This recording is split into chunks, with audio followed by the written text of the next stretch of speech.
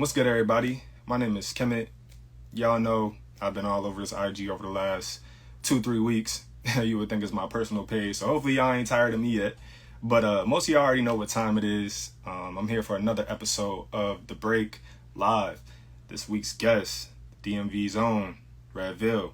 He popped off last year with his effort Learn to Swim, which is really just an extension of the groundwork that he's been laying since the later 2010s. When he pulls up, we're going to talk about a little of his personal stuff, his origin point as an artist, what he has coming up next. Obviously, he just dropped a new track today and all that jazz. So keep it locked. I'm going to see if he's in the mix, but sending love to everybody tapping in per usual. Yo. Yeah. What it do? What it do? It's good. Thank you for having me on here, man. Nah, thank you for taking the time. I know we've been trying to get it set up for a little minute. You was a must-have on the show, so the pleasure is all ours. Believe that. Yes, sir. Thank you for having me, man. It's an honor. For sure. Well, off rip, my name is Kemet. Pleasure to meet you. Like I just said, definitely excited to talk about this. We're just gonna go through a little bit of your journey, how you got to this point, obviously what you got coming up next, all that jazz. So how's it sound? You ready to jump into it? Yeah, let's do it. Let's do it, man. Cool. All right, so off rip, let's take it to the area of the map that you call home, PG County. I think I've been there once. Like I drove from Atlanta to Maryland to interview Foggy Raw in 2016. But I'm super unfamiliar though. I didn't even get a chance to really, go around the city and things like that. So yeah, how was it growing up there? Like how would you describe the area and the experience of being from PG County? That's interesting. Yeah, Foggy Raw is literally he's from the same area I'm from. It's the Largo area. Oh, and it's cool because it's right outside DC. So, all the DC culture, that's basically just the culture of the whole DMV. So yeah, I mean it was just honestly really fun growing up in this area. It's just been really fun growing up in this area. Yeah, man, I don't know. No, that makes sense. There's a lot I can say about the DMV for sure. Yeah, I gotta ask you off of that. What's your sentiments toward go-go music? I love it. I love it. So it's funny actually. The song I just dropped. When I was making the beat, I did something with the drums. It's really really subtle, but if you listen to it, you can hear it's a little bounce beat and part of my first verse. Yeah, I love it, and it's something that I'm incorporating. I'm trying to incorporate a little bit in more of my new music. Yeah. I had this song called PG Baby, off my last album, and when I performed it. But yeah, when I performed it in Maryland last time, I had a bounce beat coming at the end. It was really cool. I love that. Yeah. Respect to it. Shout out to my boy Brandon. He put me on. I had no idea what it was until college. And we would just vibe, listen to music, and it goes. I respect it for sure. All right, thank you, man. Yeah, for sure. So what were you like as a kid? What do you remember about the early days? What type of time were you in? Or excuse me, what type of time were you on? What type of things were you into? I was basically just always creative. I was always creative. Okay. I never it was never a time in my life where I wasn't making something all the time. So when I was little, it was YouTube videos. Me and my older brothers, there's into skating and stuff. So I'd be watching YouTube videos and I'd be making my own YouTube videos. And then when I started getting into video games and stuff like that, I was making gaming videos or whatever. And then I was also doing little animations type thing. I was doing animations, and I was making intros for Call of Duty YouTubers, and I was selling those off. I was 9, 10, selling those I sell them for a couple of bucks. And then I got 11, 12. That's when I started getting into music more, and I started making beats and recording myself on Audacity. And then I got into music, and then everything else was just I stopped really caring about everything else. So I just got straight into music. Yeah, and succeeding with that, obviously, that's interesting to hear you connect the dots in terms of creativity. It makes a lot of sense with all the different layers that goes into what you put out. But bring me a little bit more into that. So when you discovered music, what was it? Whether it was artists, songs, albums, what do you remember about that moment that you fell in love with? Yeah, bro. So there is actually a specific moment. It was October of 2015, and I was coming back from the barber shop, and my brother was playing this song called Palace / Curse by the Internet, and it was featuring Tyler Creator. It was featuring Tyler Creator, and I had heard Tyler Creator and stuff just off of like, you know, just hearing them playing like the instrumentals or whatever, but I didn't really know who he was. And I heard that and I was like, damn, this is like quirky. But I don't know, like something about it is just like, it's just like drawing me in. And I went home and then I started like listening to Tyler. I like downloaded Wolf. I downloaded Wolf on like my iPhone on like the 6S or whatever that I had, or the 5 or whatever that I had at that time. And then like pretty shortly after that, I downloaded for 2014 Force of the Drive by J. Cole, and the Incredible True Story by Logic had came out like the next month. And so it was like that like fall period, like 2015, I was like 11. I just like really got into music, and that's also like around the time I started making music. So it just like from that point on, I just got like propelled into it. Yeah, hell yeah. Wow. Well, first of all, you taking me down memory lane. Fall 2015. I remember being in college, just in my room. Like I went to Syracuse University. We had this place called Slocum. Nothing to do, so I was just falling in love with music all over again. So I relate to that in a way. That's I'm performing there too, like on Saturday. I peeped. Yeah, if you need anything, I still got homies like Neos and stuff there. So I peeped. I was gonna ask you about that a little later. Good luck on that. It's a dope spot to be. It's a lot of music ties at Syracuse. I don't even know if people realize. That's fine. I never been there before. Yeah, well, it's cold, so I don't know if you'll be back. But all right. So once you listening to albums by Logic, Tyler the Creator, you named. What did it look like when you first started creating? Like, what's the first song you ever put out? Was it something vocally? Was it a beat? Like, what was that first moment for you? The first music I think I ever put out was, I think it was a beat. I want to say it was a beat, because I used to make I used to make hella beat tapes and put them on SoundCloud. Nice. And so it was like this community. I mean, it's still like popular now, like lo-fi hip hop or whatever. Yeah. But like back then it was like a little like underground, like more kind of tight knit community. So yeah, it was like I used to put out beat tapes on there, and I want to say a beat was the first thing that I put out. Something probably with a sample in it, real like slow, soulful. Yeah. I want to say a beat. What do you remember about the reception of it? Like, did it go up immediately, or was it No, just?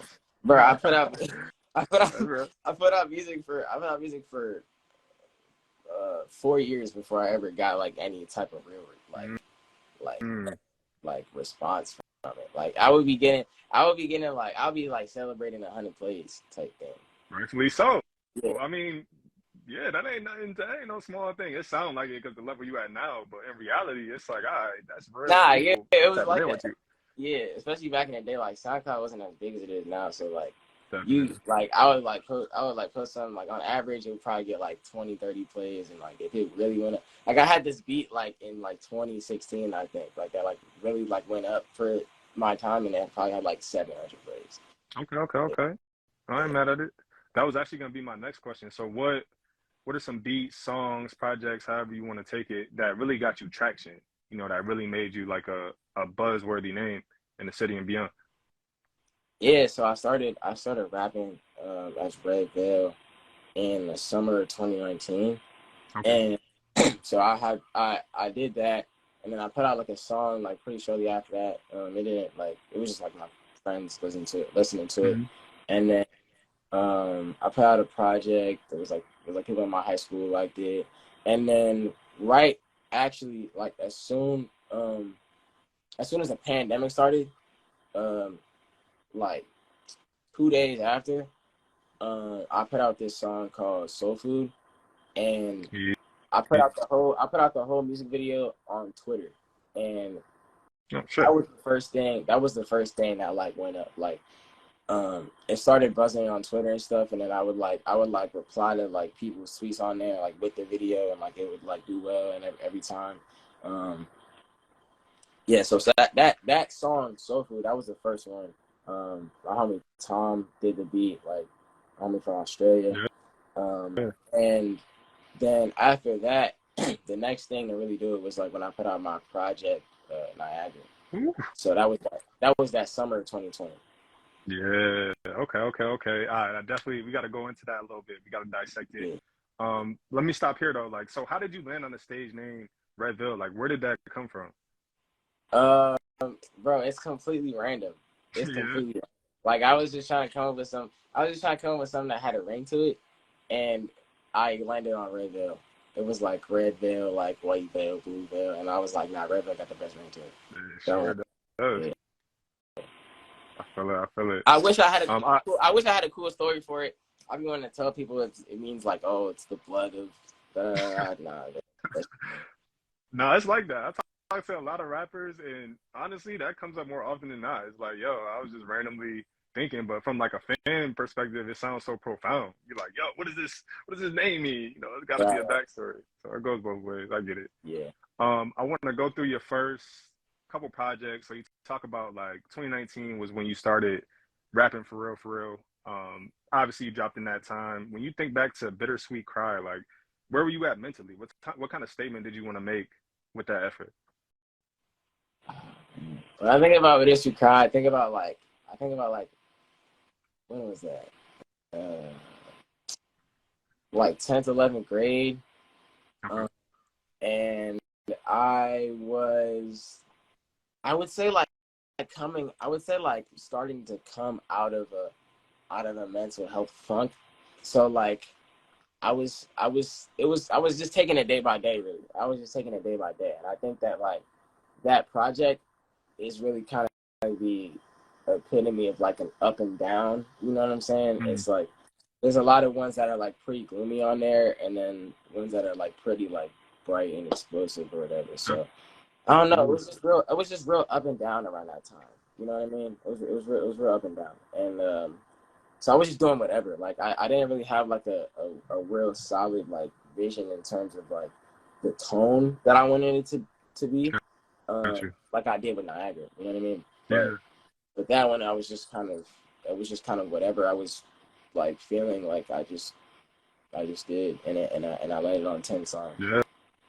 No, that makes a lot of sense. Segueing into that, I was gonna ask the same thing for Niagara. So that was more of a focused effort, would you say, like with more intention? What's the word on that? Yeah, 100%. It was more focused because that one, like, okay, so I was originally, before I had put out Soul Food, I was like working on like this little EP or whatever. That never ended up, coming to fruition. But I put out Soul Food. I saw that like people were like receiving that sound like well from me or whatever. So I was like, you know what, let me try and make a project that's kind of leaning in this direction. So sonically I had that. And then I was just thinking like I wanted to have it be bright. You know what I'm saying? Like so like tone wise, like I had that figured out too. Like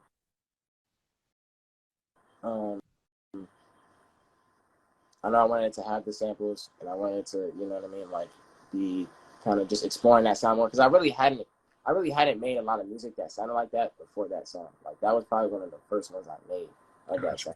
So I just wanted to explore that more, and yeah, I just want to make something bright that just make you feel good, that just like would make you smile. You know what I mean? Like that would just feel good to listen to in the summertime too, because I was thinking about the summertime as well. Absolutely, no, that's real right there.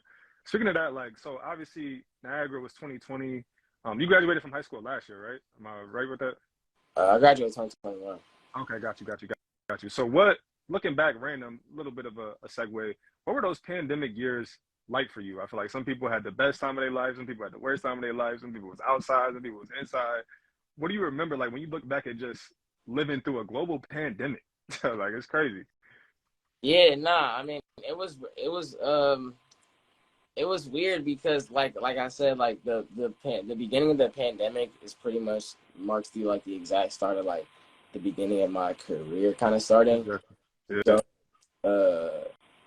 yeah, I don't know. It was just interesting trying to like navigate like I guess coming up as an artist, and also like the music industry trying to figure out like what they're gonna do like for the pandemic. Like my first shows my first shows were virtual shows. You know what I mean? Really? Yeah, like that. It was like Interesting. I was on like virtual sets, like where I was just rapping into my mic here, and then playing the music like out of a speaker behind me, and then recording, and then yeah, and I send it to whoever, and then it'd be the show. Like, so it was just like it was kind of interesting. Like, I don't know. I was like watching my music grow like while I'm in like school. Like it was like my junior and my senior year um of high school. So I Gotcha. was like watching my stuff grow like while I'm like in class, like virtually. Um yeah. Jeez. So One more question in that section. My bad. You said what? I said it was weird, but it's like coming from the pandemic now, like Yeah. that's why it's so exciting now that we're like kind of like just at a more of a resting point with it, I guess, and we can be outside again, um, and everything because it's just like I get to like go on like my first tour, so I'm doing that this week. Yeah. That's about Salute to be to it. crazy. Yeah, Fact. Hell that yeah. starts in 6 days. Yeah, I was gonna say it's about like less than a week away at this point. So Less nah, than that's dope as hell. yeah, Gotta salute to it. Yeah, how was my last question in that section? Like, how was that? Like, you at Charles Herbert, you in high school, but you're obviously thriving as an artist. Like, even you knew back then that you had something special. So did people kind of change how they treated you, or like how did as you're trying to find your footing as an artist, kind of impact your experience of being a student at the same time? I feel like I would experience that more if I was like in like actual school. But Got you. like I literally had the last day I was in high school was March 13th, 2020. 2020. Like Sheesh. that, that's the last day I was in a high school like for school. You know what I'm saying? So Yeah. I don't know. It was just like it was like more people that had not I guess like ever like acknowledged my music or reached out about my music. Like now they were acknowledging it, reaching out about it. Yeah. Um, but yeah, nah, it honestly wasn't like super different because I was still just like just like with my friends. You know what I mean? Just like yeah. So it wasn't super different. I feel it. I feel it. Fast forward to 2022, you drop "Learn to Swim." I mean, hats off. I mean, every project you have in your catalog, though it's early, is like full of quality. I feel like that was an extension of kind of what you were mentioning, like what you have been working through with Bittersweet Cry, with Niagara. So yeah, what do you remember about the creative process of putting together something that most would say is skipless, like flawless? Thank you, man. Solid. It was it was exciting because it was like I saw how people were receiving Niagara, and that this is just me trying to like explore sound, and I was like, man, this is cool because like this is like impressive to people, but it's like Super. I was like, bro, this is not even like my like full potential in terms of like production, in terms of like just Mm-hmm. like I don't know like vocal performance and everything like that because I was on Niagara. I was rapping in a way that I hadn't really rapped before. I was trying to do a little deep voice or whatever, and I was like trying to like be slower with it. You know what I'm saying? I was trying to be more subdued with it, and like learn to swim. I was like, man, I was like, these people don't even know. Like I could like really give like a vocal performance. I could really like make like a full beat. Like I could really, you know what I mean? So it was Yep. technical difficulties. You back? Yeah, it's all good. All good. Let's hope this don't do that again. My apologies, man. My phone Nah, be overheated. it'd be like that. Already anticipating it. The live element, the technology element, all that junk. It's how it be. Yeah. I was just on a live yesterday. Did the same thing. I don't know what's going on with Yeah, it's it. weird. But you were talking about learn to swim. Anything else you wanted to add to the creative process behind that? Yeah. Yeah. Nah. Yeah. No. So it was just I don't know. It was just really fun. Like because I knew that I knew that I would be like passing people's expectations with it, Yeah, and that people had a very fixed like idea of like what my sound was and what my music was about to sound like, and it was exciting knowing that I was gonna like go past that. yeah, absolutely. I mean, meeting expectations, exceeding them, that seems to be the name of the game for you so far. One of the tracks that really blew up and took off for you, as you mentioned earlier in this interview, PG County. Talk to me about it. What's the story on how that came together? PG Yeah. Baby. Yeah, my bad. PG Baby. Gotcha. So that one is, it's ironically enough, I made it in New York, but Really? yeah, nah, it was I made it like summer 2021. Okay. It was for that album, and I don't know, it's weird because it's like I don't usually make music in the studio, right? So it's like usually I'm in my room. But that was when I was on in a studio session in New York, and I don't know, it's like the chemistry with the engineers was really good, and I I don't know, it was just an anomaly for me, really. It was just like an anomaly for me, like in terms Yeah. of like my creative process. I don't usually go about making music that way, and I just like knocked it out, and it was really fun, and yeah, and I put it out, and it's just like it was like pretty like immediately like people like caught on to it, like yeah, that's the one, like from the album. Oh yeah. Yeah, that's interesting too. Like why is it that you prefer to make music in your room as opposed to like, going to a big studio or making it like this whole production?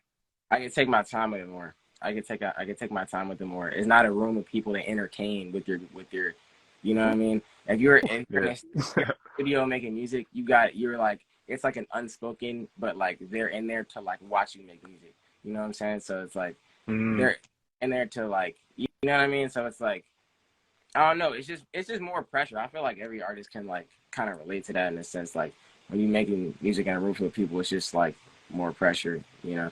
yeah. But I don't know. Like it was just like I just kind of had like tunnel vision, I guess, and I made it. Yeah, real talk. That's interesting as hell. I feel like a lot of artists say that, like they prefer to have nobody in the studio, but you already know people mob out at the same time. Some people like to go in there with 30 people in there.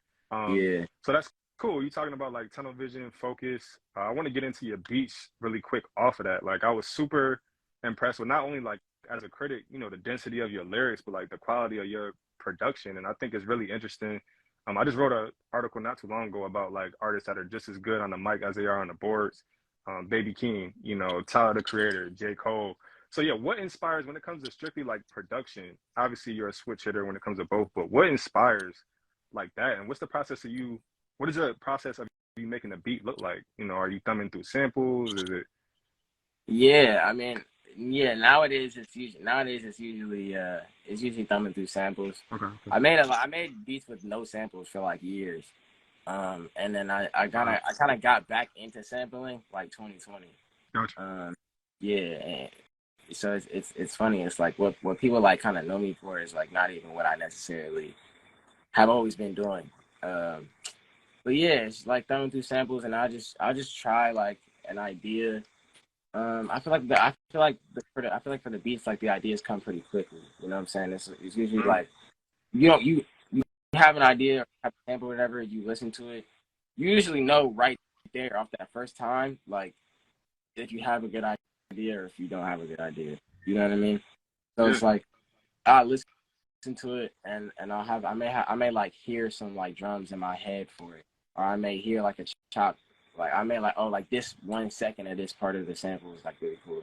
So I don't know. I really just it just feels like it's just kind of like intuition. Jeez, straight like that. And you've been working at it, y'all. When I listen to your projects, like I don't know, I just was taken back by the production. It's like every different Right. direction you take it in, all the different elements. It's like face scrunching material. So that's dope Thank to hear you.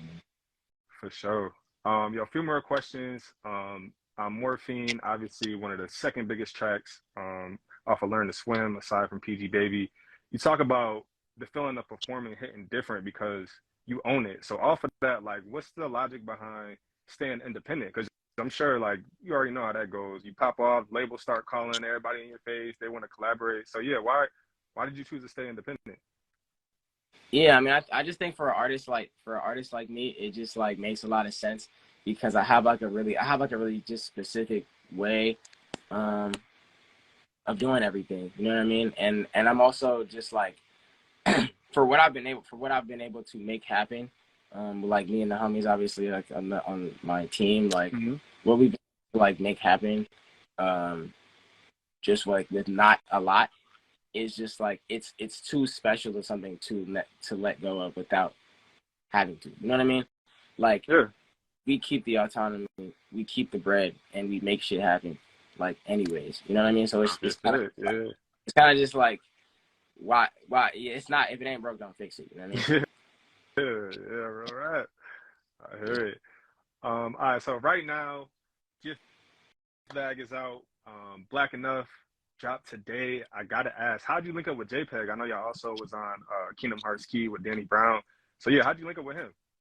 Yeah, I think he just followed me on. I want to say he just followed me on Twitter one day, and then I remember I seen a clip of like he was talking about me in a live stream, and he was saying like somebody asked him like who he likes from the new generation, and he said he brought up my name, and yeah, I don't know, from there it was just like we just like locked in, and yeah, Kingdom Hearts Key was the first thing that we like actually like laid down together. The first thing that we actually like made together. Which that was mad fun. Like he basically just like had a bunch of beats, and he was just playing them, and then I heard that one, and I was like, oh yeah, that's it. I was like, that's it right there. It's like, Yeah. Nah, y'all slid on that. Yeah. Speaking of which, like, what's your what's your favorite video game? I know you was campaigning for your music to be in Skate 4. Obviously, Kingdom Hearts Key. Kingdom Hearts is the classic. Are you into gaming? And like, if so, Yeah, you got a nah, favorite? I love video games. I love video games. I think For my sure. favorite game ever, I probably got to give it to Minecraft. I think. I Okay, probably okay, gotta give okay. it to Minecraft just cause like that's the game I just been playing like the most for the longest, and it's just like I just got the most memories with it. Like probably Minecraft. I started playing that game Yeah. like 10 years ago. I was gonna say that's kind of like an OG in the video game, at least in terms of the new school in the video game space now. So for sure. All right, two more questions. Then I'm gonna let you go. So we talk about JPEG, talk about Tyler early in this. Even you getting cosigns from like j.i.d. What does it mean for you to like have these OGs kind of pull you up, especially in a competitive space of rap where you already know sometimes people don't even try to acknowledge, others. So yeah, what does that mean for you to kind of have the OGs, the people who are just as respected with their artistry, cosign you? I mean, it's great. It's just like a reminder that this is like what I'm supposed to be doing. You know what I mean? Like Absolutely. that's what it feels like. It feels like this is a reminder. It's a reminder that like yeah, like this is I'm supposed to be like here, and I'm supposed to be having this trajectory, and you know what I'm saying, and going up like in every way that I can. You know what I mean? Absolutely. So it's just like it's a surreal feeling. Definitely super surreal, and it feels like pretty great. You know what I Yeah, mean? rightfully so. Up Because is where I'm it is not for that sure. far. I'm not that far. I'm really not that far removed from, you know, just being a consumer of everybody. Like that was like 3 years ago. You know what I mean? Mhm. Yeah. It's a beautiful thing. Things happen fast when you stay down. And obviously you're talking about going up. That's why you're going on it's your first headlining tour, right? What are the fire? First headline. Yeah. First headline Yeah. tour. First Okay. headline tour. Just like whole North America, and I'm also going on tour in Australia and New Zealand this fall. Um, Jeez. yeah. So yeah, I got a lot. I got a lot for sure. But the North American tour that starts like 6 days. Uh, It starts like in Philly. That when sold out, and there's like it's like selling out. It's like selling out like pretty fast. So yeah. Not for sure. I'm gonna have to see you when you come to Atlanta. Obviously you announced the EP as well, playing with fire, which I'm assuming is gonna accompany that. So my last question to you, what can people expect with that, or just for the rest of 2023 in general? uh, yeah, I mean you can expect a lot of just explosive music. You know what I mean? Like Mm, it's I wanted to make just a whole project of just like just performable stuff that I could just have fun with on stage. You know what I mean? So that's like the last one that I just put out today, Black Enough. That one's like obviously pretty explosive. And then there's like Gift Bag, definitely. which 2 weeks before, which is like just like fun. You know what I'm saying? It's just bouncy, melodic, Yeah. and I still have the soul sample element in there. So it's like I don't know. I'm just trying to take what I was doing before and make it just go in a different direction. You know what I mean? Just start to like evolve with it. Um, and yeah, man, it'll be really fun to see um how people respond to all those songs, to all those new songs. That Hmm. that's what I'm like looking forward to. That's probably what I'm looking forward to the most. Is to see how Yeah. No, respect. I can't wait to see how it lands as well. So good luck on all that. You definitely doing your thing. Happy we can get you on here and just support in any way possible. So yeah, man, that's all I have for you. Thank you again for taking the time. Thank you for having me, man. Thank you for having me, man. Much love. All right, be easy. All right, you too, man.